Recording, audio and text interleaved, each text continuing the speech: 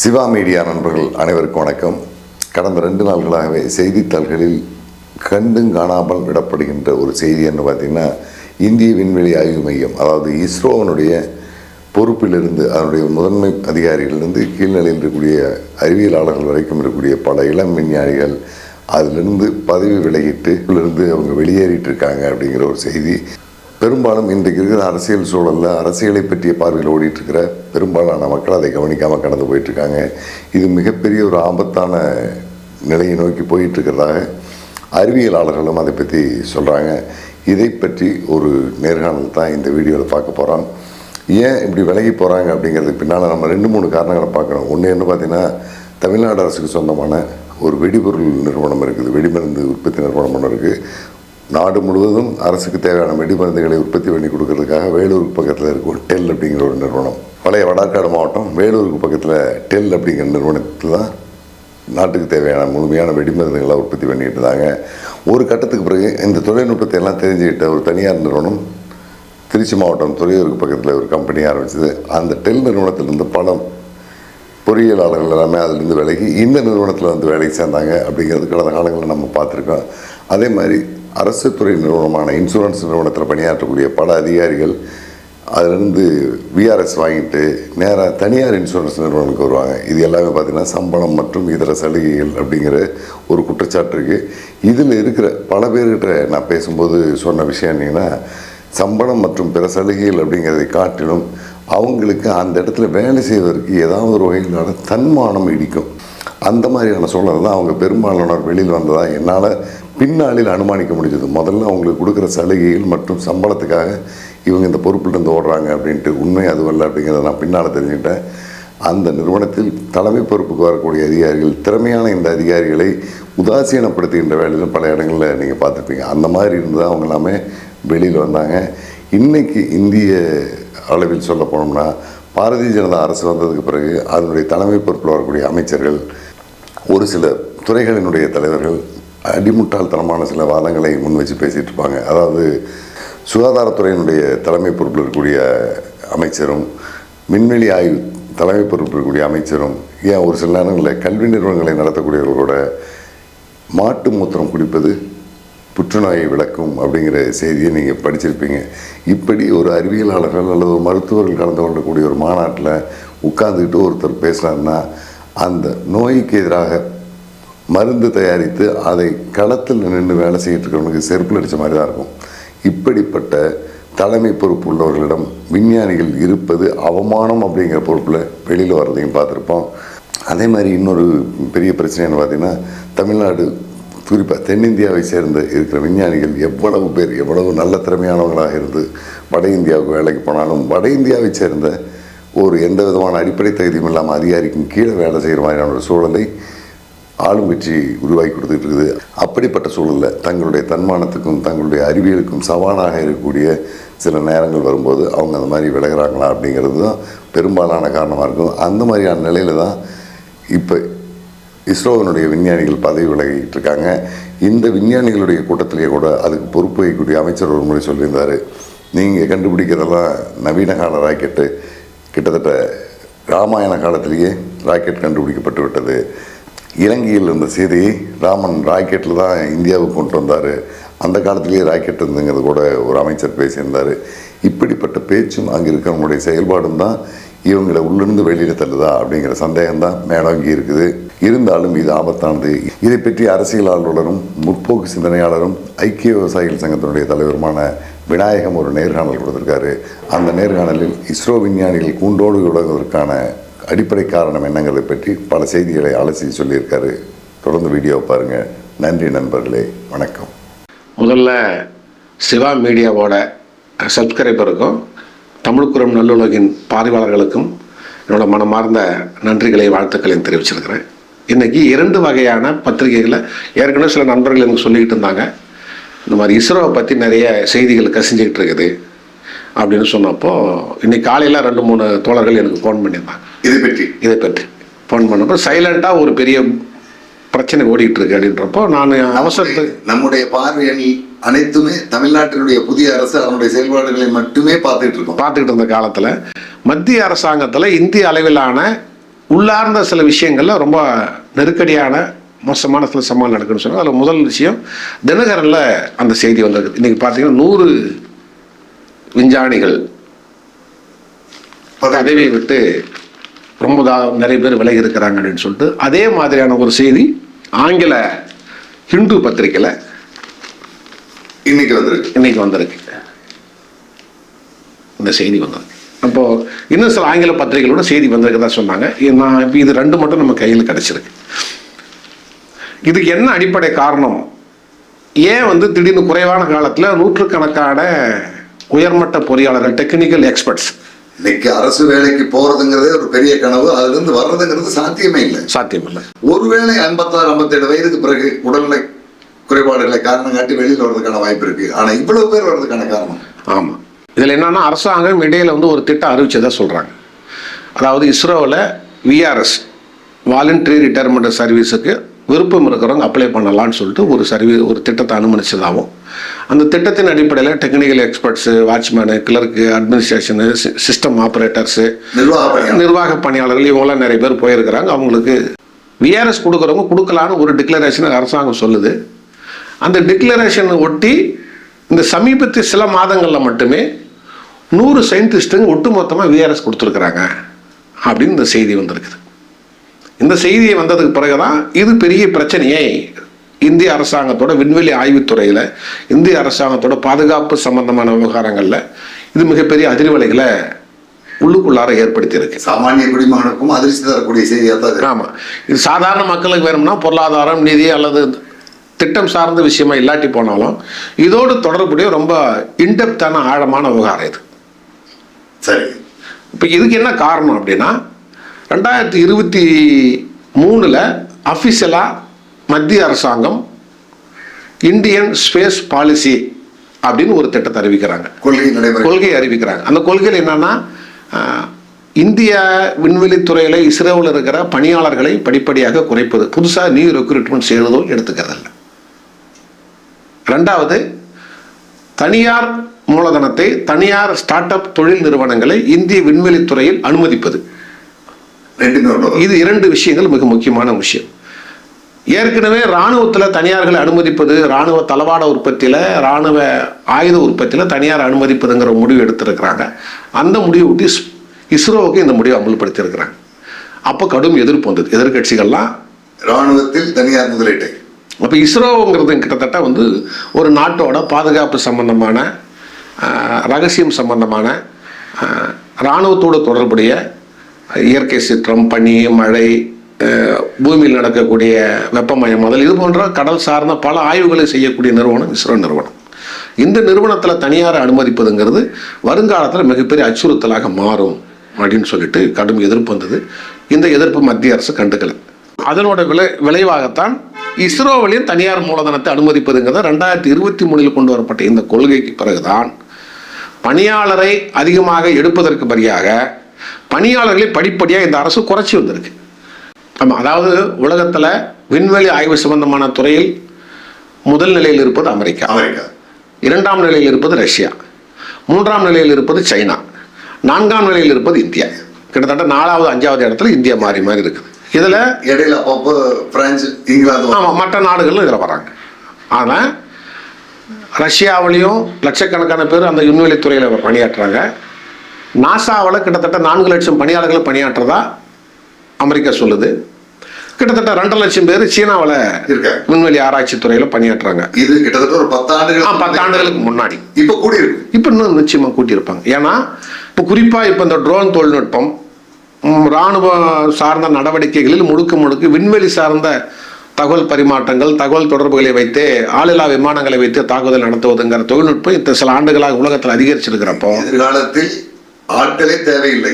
ஆமாம், தொழில்நுட்பமே போதுங்கிற தொழில்நுட்ப ரீதியாக இந்த தாக்குதல்களும் இராணுவ நடவடிக்கைகளும் அதிகரிக்கும் பொழுது இஸ்ரோ போன்ற நிறுவனங்களோட தேவையும் அதனோட வேலைகளும் இன்னும் ஒரு பரந்த அளவில் விரிவாக்கம் செய்வதற்கு வாய்ப்பு இருக்குது, விரிவடைவதற்கு வாய்ப்பு இருக்குது. அப்படி இருக்கிறப்போ 26,000 பேர் நீங்கள் சொன்ன காலகட்டம் 2015 காலகட்டங்களில் இஸ்ரோவில் பணியாற்றினாங்க. ஆனால் இன்னைக்கு கிட்டத்தட்ட 18,000 பேர் தான் அங்கே பணியாற்றுறாங்க. குறைஞ்சிருக்கு. இந்த 10 ஆண்டுகளில் கிட்டத்தட்ட அது இந்து பேப்பரில் கூட அதை சொல்லியிருக்கிறாங்க. பணியாளர் கிட்டத்தட்ட 2613 பேரோ என்னவோ வேக்கன்ஸும் காலியாக இருக்கு.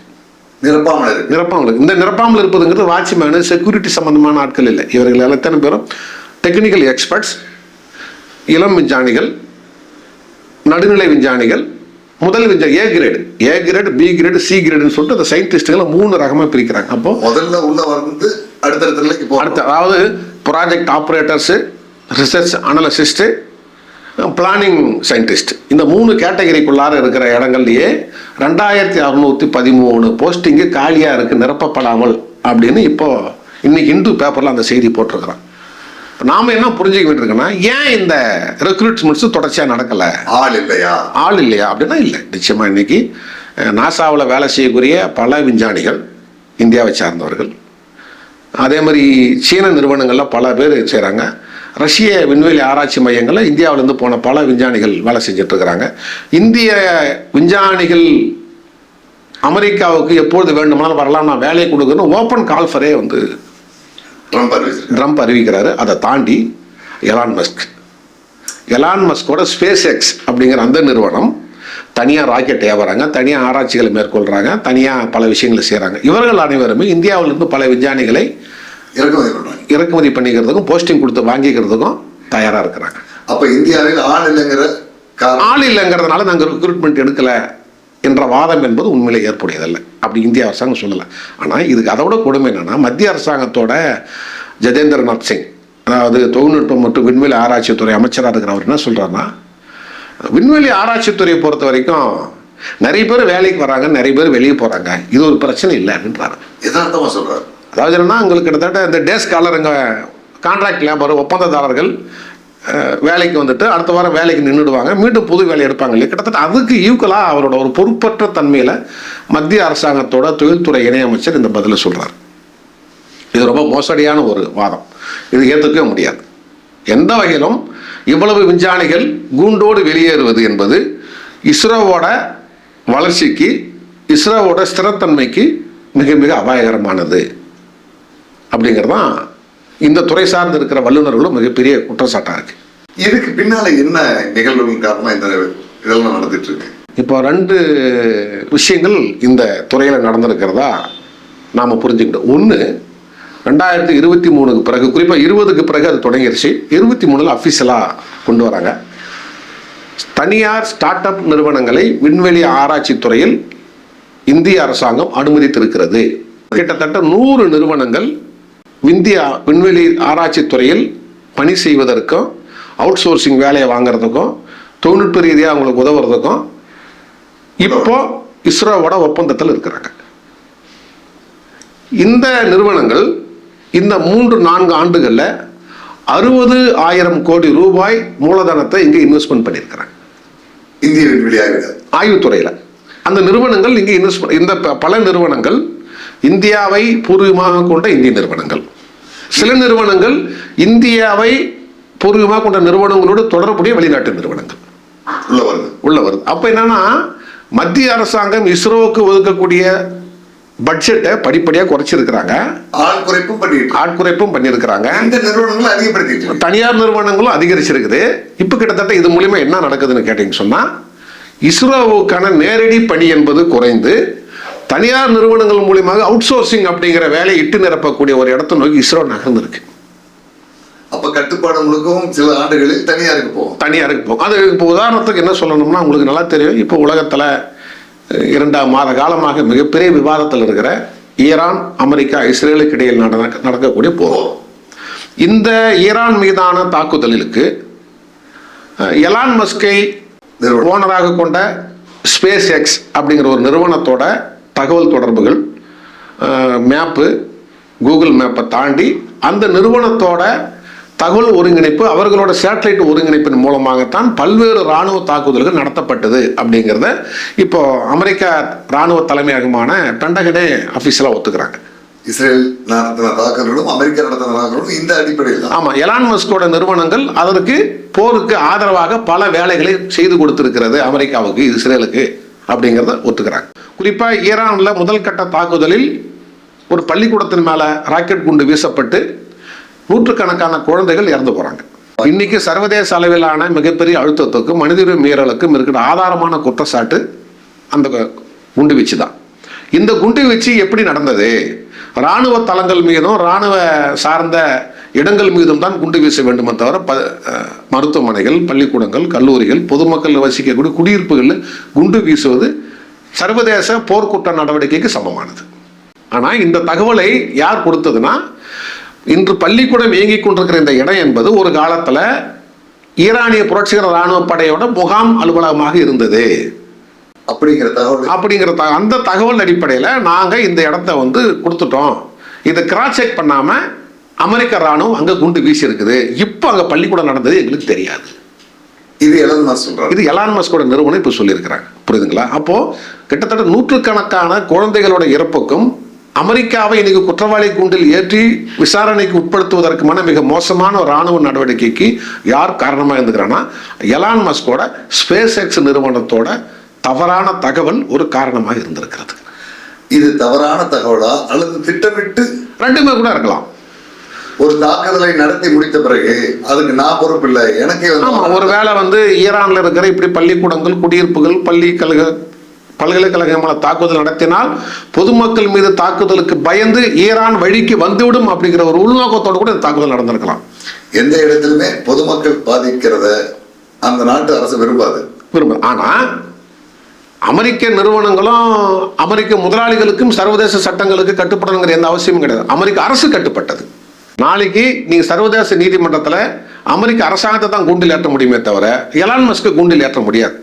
இது போன்ற ஒரு நாளைக்கு வடகிழக்கு மாநிலங்களிலோ காஷ்மீரிலோ அல்லது இராணுவம் சார்ந்த மத்திய அரசாங்கத்தோட நடவடிக்கைக்கு இப்போ அப்படி உருவாக்கி இருக்கிற ஸ்பேஸ் எக்ஸ் மாதிரி இங்கே வந்து ஏரோஸ்பேஸ், சென்காம், இப்படி சில பல நிறுவனங்கள், நூற்றுக்கும் மேற்பட்ட ஸ்டார்ட் அப் நிறுவனங்கள் இஸ்ரோவோட ஒப்பந்தத்தில் இருக்கிறாங்க.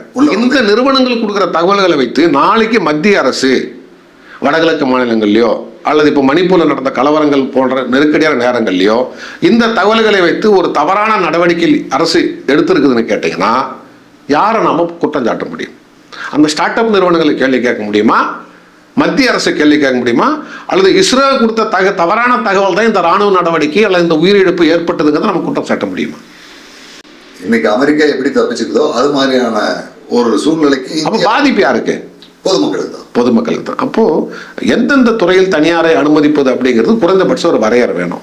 இது தனியார் நிறுவனங்களுடைய கட்டுப்பாட்டுக்கு போகும்போது அந்த நிறுவனங்களை ஒட்டுமொத்தமாக ஒரு வெளிநாட்டு நிறுவனம் விலைக்கு வாங்க வாய்ப்பு இருக்கு. நிச்சயமா. நமக்கு நல்லா தெரியும், நூற்றுக்கணக்கான கூல்ட்ரிங்க்ஸ், குளிர்பான நிறுவனங்கள் இங்கே இயங்குச்சு. ஒவ்வொரு தாலுக்காவிலையும் இயங்குச்சு. இப்போ கோக்கும் பெப்சி எல்லாத்தையும் ஏகபோகமாக கையகப்படுத்திட்டாங்க, விலைக்கு வாங்கிட்டாங்க. ஸோ எல்லாத்திரையும் சோடா நிறுவனங்களையும். அதே மாதிரி இந்துஸ்தான் லைவர் பல அடகு சாதன பொருட்கள், சோப்புலேருந்து, சீப்புலேருந்து, சின்ன சின்ன மக்கள் அன்றாட பயன்படுத்தக்கூடிய ஸ்டேஷனரி ஐட்டம்ஸ்லேருந்து, ஃபேன்சி ஐட்டம்ஸ்லேருந்து எல்லாத்தையும் அவன் வாங்கிட்டான். அந்த மாதிரி இப்போ நூற்றுக்கணக்கான ஸ்டார்ட் அப் நிறுவனங்கள் இங்கே இருக்கு இல்லையா? இஸ்ரோவுக்கு சப்ஸ்டியூட்டாக வேலை செய்யக்கூடிய அல்லது வந்து அவுட் சோர்சிங் பண்ணக்கூடிய நிறுவனங்கள். இந்த நிறுவனங்களோட பங்குகளை நாளைக்கு எலான் மஸ்கோட நிறுவனமே ஒட்டுமொத்தமாக கையகப்படுத்தினால் சட்டப்படி நீங்க தடுக்க முடியாது. அதனுடைய கட்டுப்பாடு எலான் மஸ்க் கைக்கு போயிடும். அல்லது எலான் மஸ்க் போய் ஒரு சீன நிறுவனம் கையகப்படுத்துற சீன நிறுவனத்தோட கைப்பாட்டுக்கு போயிடும். அப்ப தனியார் முதலாளிகளோட ஏகபோகத்திற்கு வருங்காலங்களில் இந்தியாவோட இஸ்ரோ ஆய்வு நிறுவனம் செல்வதற்கு வாய்ப்பு இருக்கிறது. அல்லது தனியார் நிறுவனங்களை சார்ந்து செயல்படுவதற்கு இந்த நிறுவனங்களோட அவல நிலை நாளைக்கு மாறும். நிச்சயமா இது ஒரு கொடூரமான பேராபத்தை நோக்கி போகும். அதுல குறிப்பா வந்து இதுல அந்த 2 பேர் போட்டோ வந்து வந்திருக்கு. விக்டர் ஜோசப்ங்கிற ஒரு சயின்டிஸ்ட் இதுல இருப்பார். இவர் கிட்டத்தட்ட இந்த விண்வெளிக்கு மனிதர்களை அனுப்பி ஆய்வு செய்வதுன்னா ககன்யான் திட்டத்தோட சீப் ஆபரேட்டர். அதே மாதிரி இன்னும் சில சயின்டிஸ்ட் இருக்கிறாங்க. இவங்க பெரும்பாலான அதில் என்ன சொல்றாங்கன்னா 30% சயின்டிஸ்ட்கள் ஏ கிரேடு சயின்டிஸ்ட். இந்த பதவி விலகினதுல அவங்க இருக்கிறவங்க. இதுல பதவி விலகியவர்கள்ல கடந்த 2-3 ஆண்டுகள்ல எங்கே போயிருக்கிறாங்கன்னா இந்திய நிறுவனங்கள்லையும் ரஷ்ய நிறுவனங்கள்லையும் ஸ்டார்ட் அப் விண்வெளி ஆய்வு சார்ந்த நிறுவனங்களோட உயர் ஆய்வாளர்களாக போய் அவங்க பணியில் அமர்த்தப்பட்டிருக்கிறாங்க. இங்கே இருக்கிறதோட உயர்ந்த பொறுப்புக்கு போகிறாங்க, பணம் கொடுத்து வாங்கப்படுறாங்க. இதெல்லாம் நாளைக்கு வந்து ரொம்ப அபாயகரமானது. இதில் இன்னொரு பிரச்சனை உள்ளார்ந்து ஓடுது, அதை உண்மையை ஆய்வுக்கு உட்படுத்தணும். குறிப்பாக கேரளா, ஆந்திரா, தமிழ்நாடு இந்த 3 மாநிலங்களோட அப்துல் கலாம்லேருந்து மயில்சாமி அண்ணாதுரையிலேருந்து ஒரு பெரிய பட்டியலே எடுத்தீங்கன்னா இந்திய விண்வெளித்துறையோட ஆராய்ச்சித்துறையோட மிகப்பெரிய பங்களிப்பை செய்தது தென்னிந்திய மாநிலங்களோட ஆய்வாளர்கள், ஆராய்ச்சியாளர்கள், சயின்டிஸ்டுகள். இப்போ இந்த நிலைமை படிப்படியாக மாறி வட இந்தியாவோட நபர்களோட எண்ணிக்கை என்பதுங்கிறது இட்டு நிரப்பப்படுது. சவுத் இந்தியாவில் இப்போ பெருசாக ரெக்ரூட்மெண்ட்டை யாரும் பெருசாக எடுக்கிறது இல்லை. நார்த் இந்தியன்ஸ் அங்கே டாமினேஷன் படிப்படி அதிகரிக்குதுங்கிற குற்றச்சாட்டும் ஒன்று இருக்குது. இது உண்மையிலேயே விசாரிக்கப்பட வேண்டிய, ஆய்வு செய்யப்பட வேண்டிய, இஸ்ரோக்குள் என்ன நடக்கிறது, ஏன் இந்த வெளியேற்றம் நடக்கிறது, வெளியேற்றத்துக்கு பிறகு நடக்கக்கூடிய ரெக்ரூட்மெண்ட்டு எங்கிருந்து நடக்குது, இப்போ யாரோட அதிகாரத்தின் கீழே, யாரோட செல்வாக்கின் கீழே இஸ்ரோ படிப்படியாக மாற்றப்படுகிறதுங்கிறது விவாதத்திற்குரிய, ஆய்வுக்குரிய ஒரு இடமா இன்னைக்கு வந்திருக்கு. இது இந்திய இராணுவத்துக்கும் விண்வெளி ஆராய்ச்சித்துறைக்கும் மிகப்பெரிய பாதிப்பாக வருவதற்கு வாய்ப்பு இருக்கு. இப்ப இதை பற்றி பேசுவதற்கு தகுதியான நபர்களா யாரை நம்ம முன்னெடுக்கிறது? யார் இதை பேசுவாங்க? இல்லை, உண்மையிலே என்னை கேட்டால் நம்ம இப்போ மயில்சாமி போன்றவர்களோ, அந்த துறையோட தொடர்புடைய இதுக்கு முன்னாடி இங்கேருந்து ஓய்வு பெற்ற நபர்களோ இது குறித்து இன்னும் வெளிப்படையாக பேசுகிறது நல்லா இருக்குன்னு தோணுது.